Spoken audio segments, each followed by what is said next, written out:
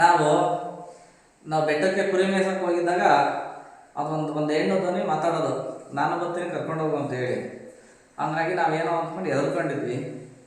ಸ್ವಲ್ಪ ದಿವಸಗಳು ಆದಮೇಲೆ ನಿಧಿ ಅಂದ್ಕೊಂಡಿದ್ವಿ. ಆಮೇಲೆ ಕೆಲವರು ಏನೇನೋ ಭೂತ ಅಂದ್ಕೊಂಡಿದ್ರು. ಹಂಗಾಗಿ ಸ್ವಲ್ಪ ದಿವಸ ಆದ್ಮೇಲೆ ದಿನ ಹಿಂಗೆ ಮಾತಾಡ್ಕೊಂಡು ಅದು ಮಾತಾಡಿದಾಗ 2-3 ಅಡಿ ಹತ್ತಿರದಲ್ಲಿ ಮಾತಾಡೋದು ನೋಡೋಕ್ಕೇನು ಕಾಣಿಸ್ತಿರ್ಲಿಲ್ಲ. ಹಂಗಾಗಿ ನಾವು ಭಾರಿ ಭಯ ಪಟ್ಟಿದ್ವಿ. ಸ್ವಲ್ಪ ದಿವಸಗಳಾದಮೇಲೆ ನಮ್ಮೂರಿನವರೆಲ್ಲ ಏನೋ ನಿಧಿ ಸಿಕ್ಕಿದ್ರೆ ನಾನು ಬರ್ತೀನಿ ಬಾ ಅನ್ನೋ ಬಂದರೆ ಕರ್ಕೊಂಡ್ಬಿಡು ಅಂತ ಹೇಳಿದ್ರು.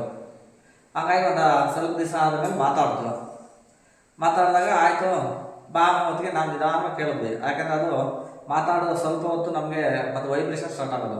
ಬೆಟ್ಟ ಅಲ್ವಾ, ಗಿಡ ಮರ ಎಲ್ಲ ಇರ್ತಿದ್ವು, ಅಲ್ಲಿ ನೋಡೋಕ್ಕೇನು ಕಾಣಿಸ್ತಿರ್ಲಿಲ್ಲ. ಬಟ್ ಹತ್ರ ಮಾತ್ರ ಅದು 2-3 ಅಡಿ ಹತ್ರ ಒಂದು 20 ವರ್ಷದ ಹೆಂಗೆ ಸೇನ್ ಇರ್ತಿತ್ತು ಅದೇ ಥರ ಮಾತಾಡೋದು, ನಾನು ಬರ್ತೀನಿ ಕರ್ಕೊಂಡು ಹೋಗು ಅಂತ ಹೇಳೋದು. ಹಂಗಾಗಿ ನಾವು ಕೆಲವು ದಿವಸ ಕಳೆದ್ಮೇಲೆ ನಮ್ಮನ್ನವ್ರು ಹೇಳಿದ್ರು ಬಾ ಅನ್ನೋ ಬಂದಾಗ ನಿಧಿ ಸಿಕ್ಕಿದ್ರು ಒದ್ಗಮ್ಮ ಅಂತ ಹೇಳಿದ್ರು. ಅದು ಮಾತಾಡ್ತು, ನಾನು ಬರ್ತೀನಿ ಕರ್ಕೊಂಡು ಹೋಗು ಅಂತ ಹೇಳ್ತು. ಆವಾಗ ಆಯಿತು ಬಾ ಅಂತ ನಾವು ನಿಧಾನವಾಗಿ ಹೇಳಿದ್ವಿ. ಅವಾಗ ಅದೇನು ಹೇಳ್ದು ಗಟ್ಟಿಗೆ ನಾನು ದೇವಿ ಕರ್ಕೊಂಡೋಗಿಟ್ಟು ಪೂಜೆ ಮಾಡೋದು ನಿಮ್ಗೆ ಒಳ್ಳೇದು ಮಾಡ್ತೀನಿ ಅಂತ ಹೇಳ್ತು.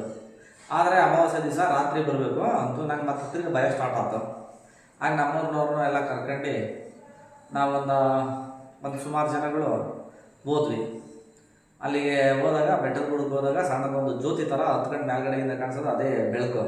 ಅಮಾವಾಸ್ಯೆ ದಿವಸ ನಾವು ರಾತ್ರಿ ಹತ್ತಿದ್ದು 2-2:30ಗೆ ಹತ್ತದ ಮೇಲ್ಗಡೆ ಅದೇನು ಮೇಲಿಂದ ಬೆಳಕು ಬರುತ್ತೋ ಅದು ಬಂದು ಒಂದು ಬಂಡೆ ಒಳಗಡೆ ಬಿತ್ತು. ಅದು ಬಿದ್ದ ಜಾಗದಲ್ಲಿ ಮತ್ತು ವೆಲ್ಡ್ ಮಾಡೋದು ಏನು ಬರುತ್ತೆ ಆ ಥರ ಒಂದು ಶಬ್ದ ಬಂತು. ಆ ಜಾಗದಲ್ಲಿ ನಮ್ಗೆ ಆ ಮೂರ್ತಿ ಸಿಕ್ತು.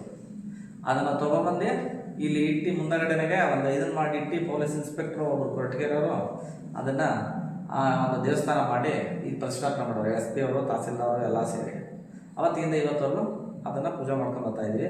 ಅದು ಪ್ರತಿ ಅಮಾವಾಸ್ಯೆ ದಿವಸ ಮಾತ್ರ ದರ್ಶನ ಇರ್ತದೆ. ವಿಜಯದಶಮಿ ದಿವಸ ಉತ್ಸವ, ಪೂಜೆ, ಒಳ್ಳೆಯ ಅಲಂಕಾರಗಳಿರ್ತವೆ.